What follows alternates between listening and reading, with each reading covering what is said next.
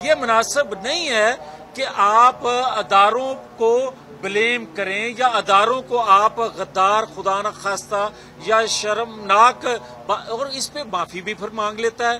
معافی اندر جا کے معافی مانگتا ہے، باہر آ کے پھر وہی باتیں کرتا ہے.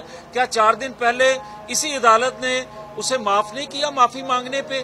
اور انہی اداروں کے متعلق اگر پھر وہی باتیں کر رہا ہے تو پھر دیکھنا تو چاہیے نا کہ یہ معافی کب تک اس لاڈلے کو ملتی رہے گی. اور پھر مجھے یہ بتائے کوئی کہ کیا بنی گالا کے حوالے سے جو 300 کنال جگہ محل بنا ہوا ہے اس پر بار بار 8 دفعہ اس کی منی ٹریل تبدیل کی گئی، مگر کسی نے اس کا نوٹس نہیں لیا بلکہ اس کو ریلیف دے دیا.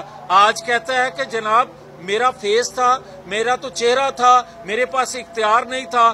تو جب یہ کہتا تھا کہ تمام ادارے ایک پیج پہ ہیں تو اس وقت بتاتا نا کہ فیصلے کہیں اور ہوتے ہیں. جب یہ حکومت سے اترا ہے تو اداروں میں بھی اس کو کیڑے نظر آ رہے ہیں، اداروں کے متعلق یہ باتیں کرتا ہے، یہ شرمناک فیصلے کرتے ہیں.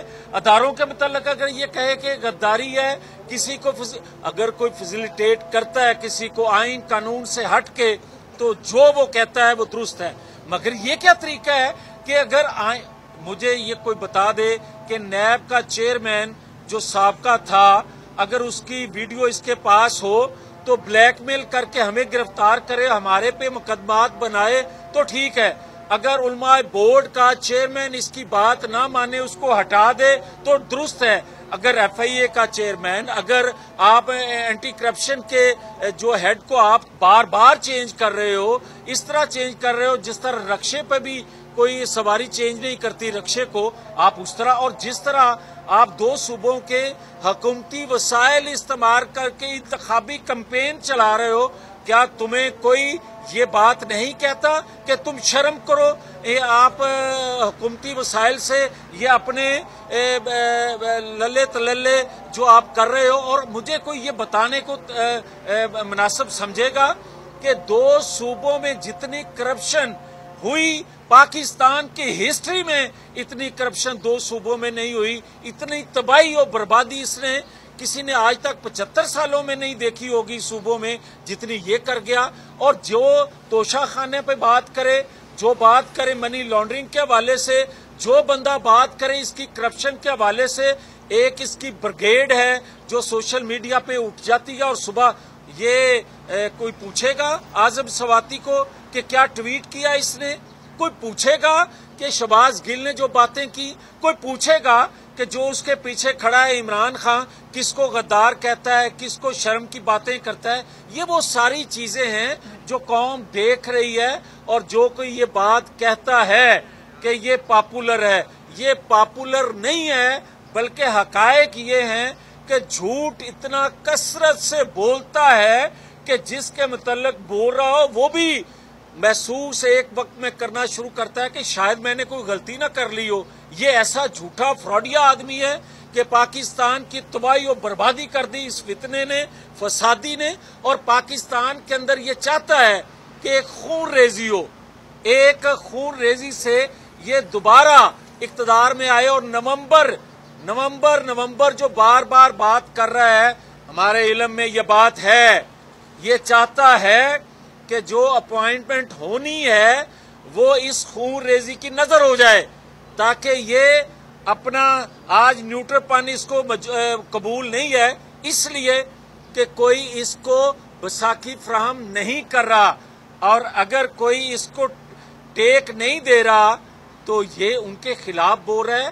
یہ گود میں ان کو اور الطاف حسین کو پالنے والے جو ہیں ان کو بھی دیکھنا چاہیے کہ یہ کل کا بچہ جس کو گود لیا گیا تھا بچہ آج کن کو بول رہا ہے تاکہ دوبارہ کوئی اس طرح کے لوگوں کو گود لینے کی ہمت نہ کرے. میاں جاوید لطیف صاحب، اعظم سواتی صاحب نے جو ٹویٹ کی ہے اس میں انہوں نے الزام لگایا ہے کہ جنرل باجوہ جو ہیں وہ آپ کے کیسز ختم کروا رہے ہیں، مگر کیا یہ حقیقت نہیں ہے کہ پاناما کیسز جب شروع ہوئے تھے تو کیا اس کے پیچھے اسٹیبلشمنٹ کا کوئی کردار نہیں تھا؟ آپ اس کی گواہی دیتے ہیں کہ اسٹیبلشمنٹ معصوم تھی؟ دیکھیں، جو پاناما کیسز تھے 450 لوگوں کے نام تھے اس میں، اور جس کا پورے افسانے میں ذکر نہیں تھا نواز شریف کا، اس کو کس طرح گھیر گھار کے، کس طرح واٹس ایپ پہ کمیشن بنا اور جس طرح فیصلے لیے گئے سب کے سامنے ہے۔ تو پھر کوئی ہمیں بتائے نا کہ نواز شریف کے بعد وہ 450 لوگوں کی جو لسٹ تھی، اس نے 4 سالوں میں کسی ایک کے خلاف بھی انکوائری کروانے کی ہمت کی یا کوشش کی، خواہش کی، کیونکہ سارے کے سارے تو اس کے ساتھ تھے۔ اس لیے مقصود تھا اس سارے رولے میں کہ نواز شریف کو ٹارگٹ کیا جائے۔ اسٹیبلشمنٹ کا کوئی ہاتھ تھا یا نہیں؟ میں کب انکاری ہوں؟ میں سمجھتا ہوں کہ وہ جو کچھ ہوا، اس کو سہولت کاری جس طرح دی گئی اور جو ایک ایجنڈا لے کر یہ آیا تھا، مجھے کوئی بتائے آج یہ کہتا ہے کہ امپورٹڈ حکومت، بھائی امپورٹڈ ایجنڈا تو یہ لے کے آیا تھا۔ مجھے کوئی بتائے سی پیک کس ریاست نے، کس ملک نے پاکستان کو تحفہ دیا تھا، اور دنیا کی کون سی ریاست تھی جو اس کو روکنا چاہتی تھی؟ تو آج سازش کس نے کی؟ اسی ریاست نے پھر کی بقول اس کے۔ اور اگر سازش کی ہے تو اس نے کیوں کی جبکہ آپ اس کا پورا ایجنڈا فل کر رہے تھے بقول آپ کے؟ تو پھر سازش آپ عارف علوی سے ہی پوچھ لیں کہ وہ تو کہتا ہے گیا ہے دماغی توازن اس کا صحت مند نہیں رہ گیا، اس لیے یہ ایسی حرکتیں کر رہا ہے۔ اپنے عارف علوی سے پوچھ لیں، اس کے بعد سوال کوئی کر لیں۔ آپ کی فیڈرل میں حکومت ہے، صحت میں پیپلز پارٹی کی حکومت ہے، علی وزیر نیشنل اسمبلی ہے، ابھی تک آپ بے بس کیوں ہیں کہ ان کو باہر نہیں نکال سکتے؟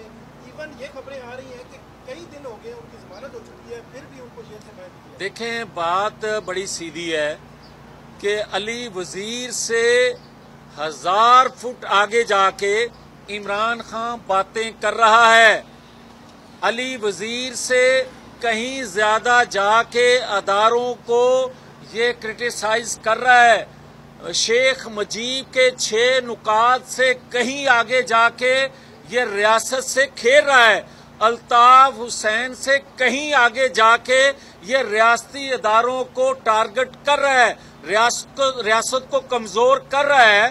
تو پھر بھی آج اس کو 24 گھنٹے میڈیا پہ جو دکھایا جا رہا ہے، دیکھا جائے کہ یہ ہو کیا رہا ہے پاکستان کے ساتھ، پاکستانی قوم کے ساتھ۔ کبھی حقیقی لیڈرشپ جو ہے وہ ریاست کو کمزور نہیں کرتی، مگر گود میں کھلائے ہوئے 70 سالہ بچے جو ہیں وہ جب جوان ہوتے ہیں تو پھر وہ اسی طرح کرتے ہیں جو یہ کر رہا ہے۔ میاں صاحب، علی وزیر کے معاملے پہ شہباز شریف اور آپ کی حکومت بے بس کیوں ہے؟ میں سمجھتا ہوں کہ عمران خان کے الطاف حسین کے مقابلے میں علی وزیر کا اتنا بڑا جرم نہیں ہے جو بڑا جرم عمران خان کر رہے ہیں، مگر نوٹس لیا جانا چاہیے، ورنہ مطیع اللہ جان جیسے لوگ آگے لاڈلا ہے۔ اچھا سر،